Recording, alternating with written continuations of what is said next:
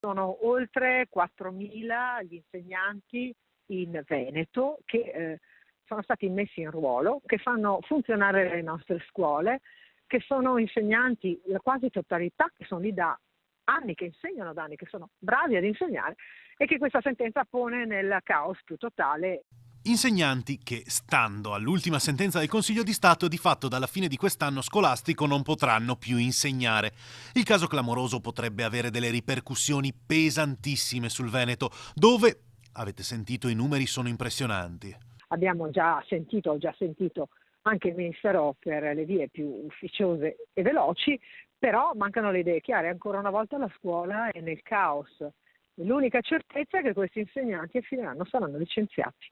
In un paese dove i diritti acquisiti non si toccano mai, questi insegnanti potrebbero essere il primo clamoroso caso. Ben 7 volte l'amministrazione della giustizia amministrativa aveva detto che queste persone, che sono lì che insegnano da anni, devono avere il diritto di entrare in ruolo.